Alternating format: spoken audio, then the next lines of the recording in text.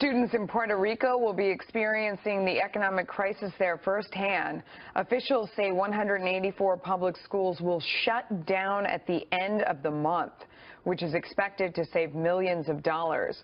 This is the largest mass school closure in the island's history. In another historic move, the U.S. territory declared bankruptcy a few days ago.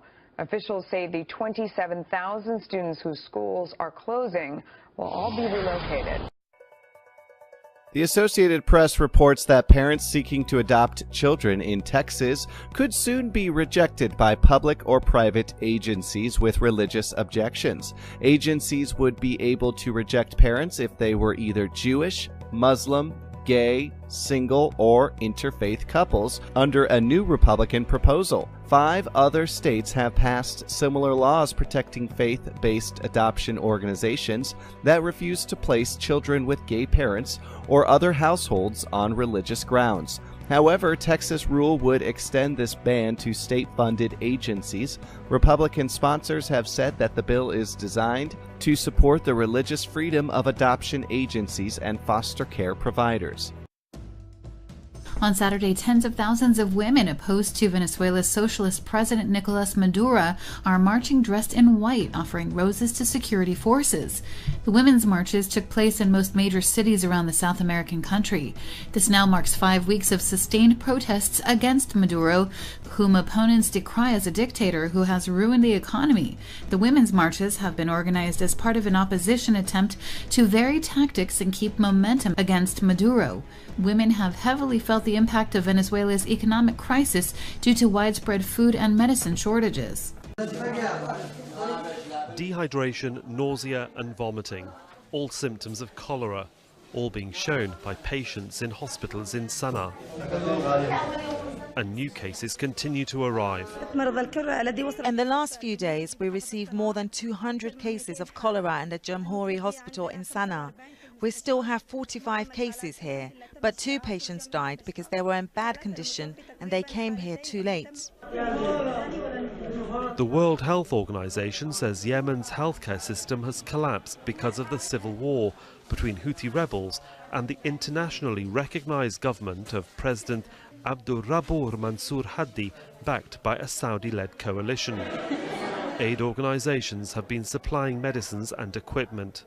At the start of May, the WHO said it supplied Sana'a's Jamhuri hospital with 1 kit for treating cholera victims. The war has damaged a lot of Yemen's infrastructure, including water and sewerage systems. And a strike over pay of street cleaners has lasted for 7 months. The streets are littered with uncollected refuse. We drink from a well that has been there for a while now. It supplies a tank that distributes water to the whole district. Thank God we've never gotten sick in the past, but lately we've had a crisis with garbage in the city and it's caused severe diarrhea and vomiting. It's horrible. Food is difficult to come by, making it even harder to fight off illness. In addition to the conflict, aid agencies say the people of Yemen are facing an enemy they cannot see: disease. Sahil Rahman, Al Jazeera. Lindsay Simpson and Grant Lewis have been running tours on the Great Barrier Reef for more than a decade. But 2 years ago they had to move their business south, where the quality of the coral was better. The reason for that was man-made pollution that was dredging. So we saw magnificent fringing reef coral, beautiful colours like dugongs, turtles, but suddenly there was actually nothing there. The sludge had covered the coral. Now back-to-back bleaching events because of warming waters may mean they'll have to move again, with 2/3 of coral in the World Heritage listed site affected. It's not just bleaching events that have tour operators concerned. Experts are warning that if nothing is done to mitigate climate change, bleaching will happen more often. They also fear that plans to build one of the biggest coal mines in the world not far from here will only make matters worse. The controversial $16 billion Carmichael coal mine proposed by the Indian Adani Group would be the largest in Australia. It's located in the Galilee Basin, an area bigger than the United Kingdom, with a large untapped coal reserve. The project is facing opposition from a consortium of scientists and climate change campaigners. Climate change leading to bleaching, more severe cyclones, and something like the Coal Carmichael mine will just add to that pressure of emissions by a fair amount too, and in a situation where we're already desperate for the reef and many people losing hope. Our town is dying. We cannot sustain these levels of shop closures. The Whitsunday Islands are integral to Great Barrier Reef tourism, but the mayor welcomes the mine development, saying it'll bring much needed employment. Since the resource downturn, our town and our whole region has done it exceptionally tough. We need to get jobs in here so we can get families back in here so we can then become a nice vibrant area again. Reef-related tourism here employs 69,000 people. Lindsay and Grant fear the proposed mine will not only threaten their livelihoods, but its source, one of the 7 natural wonders of the world. Yara Bumelham, Al Jazeera on the Great Barrier Reef. Early morning at a mountain school in war-torn Yemen. These children are expected to help rebuild their country when the conflict finally ends. For that huge undertaking, they'll need education and health. The people trying to support them are struggling. War and fighting have deeply impacted education in Yemen, particularly in rural areas. We don't have enough teachers because their salaries aren't paid regularly. Teachers leave and many schools have been shut down. The teachers who stay find it hard to work because they don't have enough equipment and they can hardly earn a living. There are 120 boys and girls at this school. They seem far from the war between Houthi rebels and supporters of the internationally recognized government of President Abdrabbuh Mansour Hadi. They chant their lessons together. They have to learn by repeating what the teacher says, because there aren't enough school books to go round. The main challenge faced by teachers in rural areas is the lack of books. We aren't given enough at the start of the school year, and we have a lot more children than books.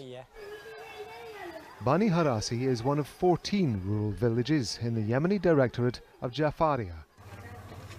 Nearly 65,000 people live in the Directorate. The Bani Said Medical Center is responsible for the health of all of them. Doctors here say they too don't have the equipment they need. Healthcare in rural areas is very poor. We are doing all we can. We offer inoculations, nutrition advice and advice for pregnant mothers and mothers who've just had their babies. We don't have laboratories, ultrasonic scanners or other things we need. They may share the responsibility of rebuilding their shattered country, but with an uphill battle to get the teaching and healthcare that's needed, Yemen's children of the mountains are facing an uncertain future. Rob Matheson, Al Jazeera. On Saturday, NBC News reports that a former soldier has been arrested in France for suspicion of planning a terrorist attack ahead of the presidential elections on Sunday. The prosecutor's office told NBC News that the former soldier was arrested on Friday near a military base in Évreux.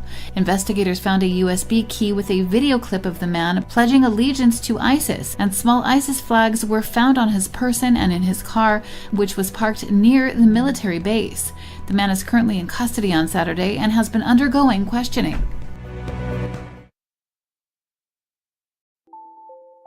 In the case of 67-year-old Australian flyer Michael Anthony Taylor, the problem here was a pair of obese passengers who made his 14-hour flight a living hell. Taylor was flying on American Airlines in 2015 from Sydney to Los Angeles when it happened. Because of the size of his fellow passengers, he was crouching, kneeling, bracing, or standing for the entire flight, according to a report from the Sydney Daily Telegraph. The stress, he says, exacerbated his scoliosis and led to additional damage to his back and neck. As a result, he's suing American Airlines for $100,000. However, he doesn't bear any ill will towards the passengers. This was the aftermath of a U.S. attack on a hospital operated by the medical organization Doctors Without Borders in October 2015. It happened in the northern Afghan city of Kunduz.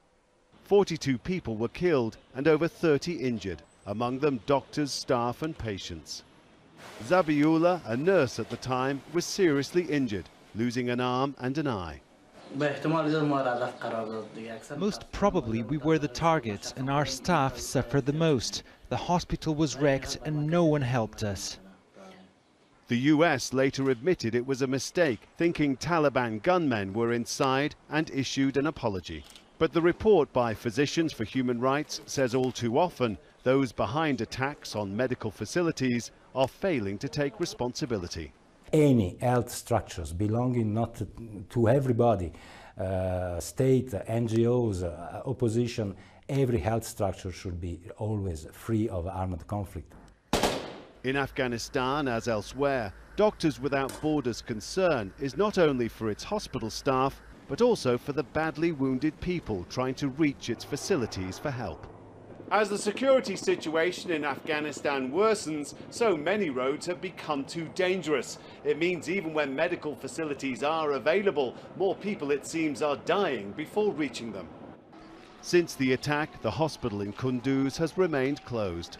The north of Afghanistan has slipped further into conflict, but this time without its main facility for treating battlefield injuries. Rob McBride, Al Jazeera, Kabul. Australia's outback is usually dusty and dry. This is the exception. The Menindee Lakes have more water in them than they have had in years, following an unusually wet few months. That's good news for the ecology here, and for tourism operators such as Robert Gregory, who runs boat tours for birdwatchers. It's looking pretty good, really good actually. It's probably at its best. Everyone in town is just jumping with joy because they can see a rise with the economy, like the supermarkets turning over a few more dollars, the pubs turning over a few more dollars, you know, a couple more jobs in town. An abundance of water is very unusual in Australia's interior. It is a resource that is fought over. Away from Australia's coast, water is the most precious of resources. Demand for it far outstrips supply, and that makes its allocation a major political fault line. Upstream on the Darling River, farmers store water in huge reservoirs. Green plantations of cotton burst from the desert soils. It's been grown in Australia for almost 200 years, but environmentalists say communities upstream take so much water that it damages wetland environments downstream. It also reduces the amount of water that downstream towns like Broken Hill and cities, particularly Adelaide, rely on. So in 2012, the Australian government introduced a Murray-Darling Basin Plan to stop so much water being siphoned off upstream. 5 years later, the impact of that plan is starting to bite, as it's implemented by the current government, led by a different political party. Irrigation is an industry that has, you know, a huge role to play in trying to keep these communities vibrant. So how much can you continue to take? Australia's current Water Minister, Barnaby Joyce, comes from this part of the country. He's backed a review calling for a reduction of the plan's targets. He's also promised to look at how water allocation decisions affect rural communities.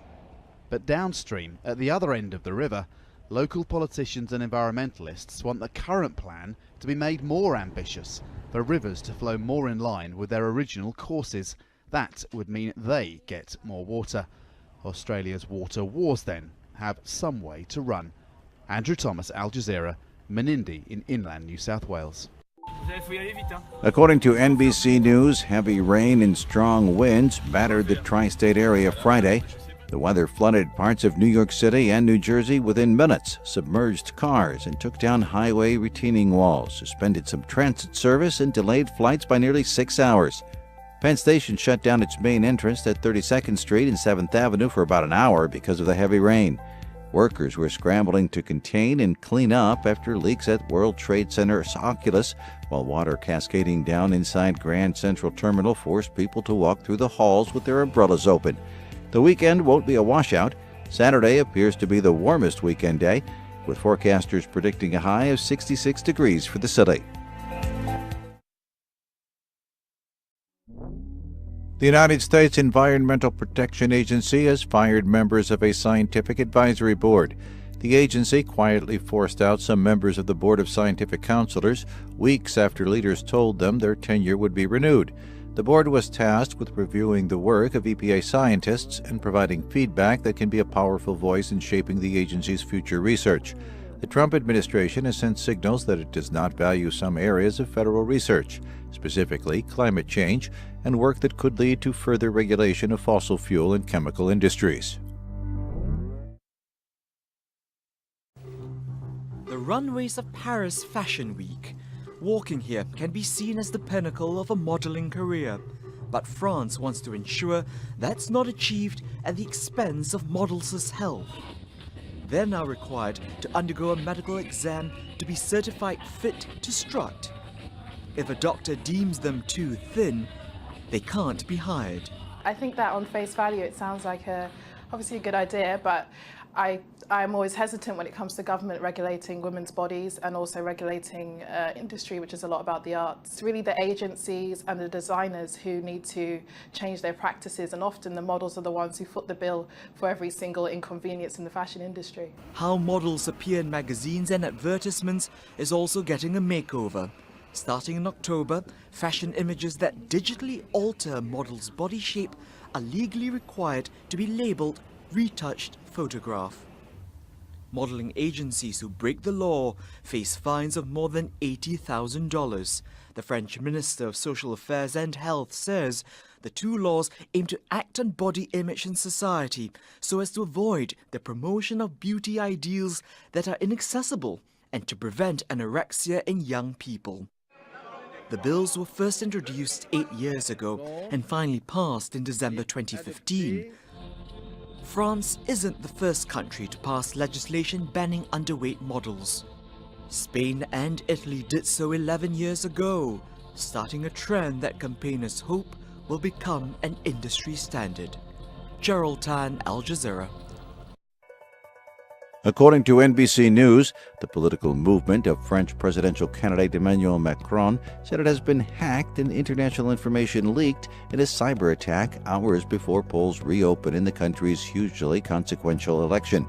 En Marche said it was the victim of a massive and coordinated piracy action, and emails, accounting documents, contracts, and other materials were disseminated on social media. It said part of the leak involves false documents. The timing of the leak means that Macron will not be able to respond to any political revelations before Sunday's second-round vote, in which he faces a challenge from the far-right populist Marine Le Pen.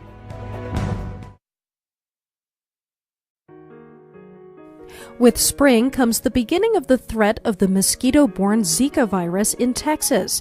18 pregnant women in the Rio Grande Valley have already been infected with the virus this year, which has been linked to birth defects such as microcephaly.